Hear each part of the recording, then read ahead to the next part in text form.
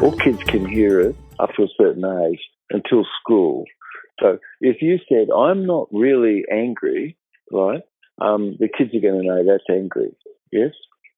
But once they go to school, they hear, when you say, I'm not angry, oh, well, that means you're not angry. And it's sort of, they're no longer connected to the primary level of experience. Yeah. Other things that go on at school is where it was very boring what was learned and life wasn't very good at home, then people will not do well at school at all. They can't. And so what happens is those are kids who leave things to the last moment, then all their learning comes under stress. And their memory retrieval all then becomes state-specific with anxiety.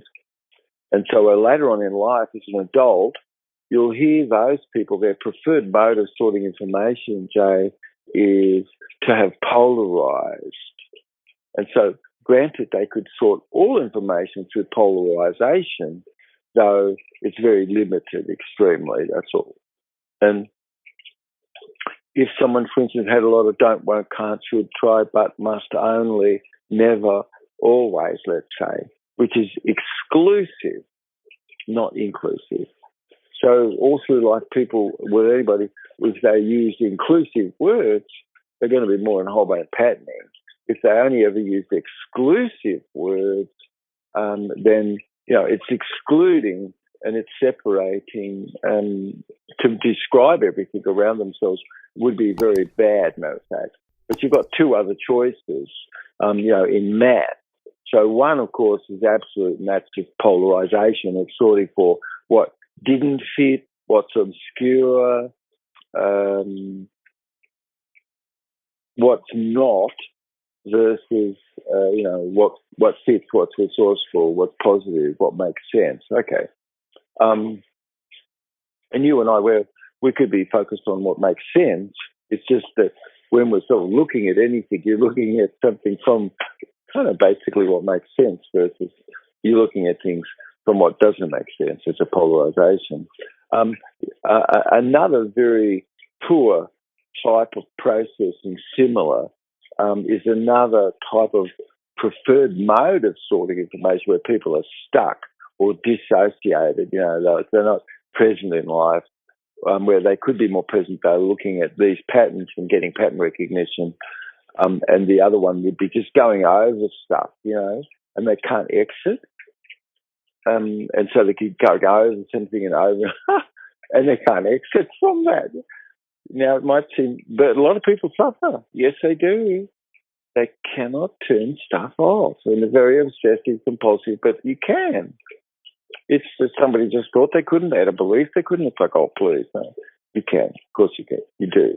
It's just activating this and getting sticky factors for things. But where somebody won't exit from something, that is a mode of sorting information, isn't it?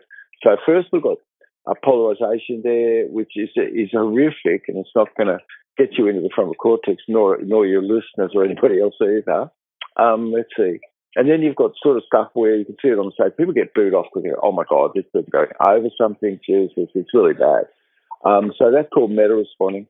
And the only other response that you have, which your program is more about, where your speech is more about, where you conduct everything you do is more congruent, it means it's more parallel. You've got more parallel type of processing instead of not being able to exit or polarizing, which is the other two.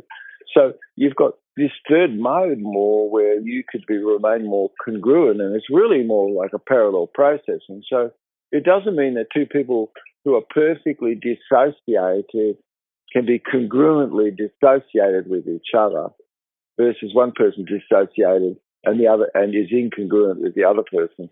Congruency is a word that's just really used for parallel processing, because obviously with genius is you've got your parallel processing going on. Associatedness really relates more to just your being in the present tense more. So it's not was or would or shall, which is all maybe a future or past, but is more present. And as a verb, and then you're using more real nouns like a man, a woman, Sally, Ralph, or a pronoun which is really weak, like people, for instance. A people or is a pronoun because it can't be defined. So a noun, really, a real noun, is something that can be defined. And so you really learn to use things which could be more defined. Lawful documents really are supposed to have, all of it adds up. So this is the JC Quanta. In the future, you can only have documents which add up because you've got smart contract, which is governing everything, because you've got decentralized governance, overall, which the world moves to because you can't have centralized government. That's ridiculous. It doesn't model anything in nature, mate. It's ridiculous. You see? And then, words that will come along is more about quorum sensing in the system. You've got quorum sensing in the system. Yeah. And so it's really more a flow. You can tell and feel it because it's sort of more slurred or it's slightly rolled more versus something else which is opposite with that is really which isn't sort of flowing but more abrupt and more clipped and chopped and flicked.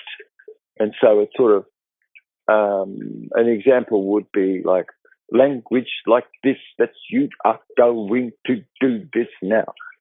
I mean, that's a pretty good example of clip language. Yeah. So all of us, we can get a feeling of all that, and it's all being portrayed. 90% of anything anybody's actually communicating is more through analog. It's not the dialogue at all, but the choice of the words, the way they're said, and things just like that. Yeah.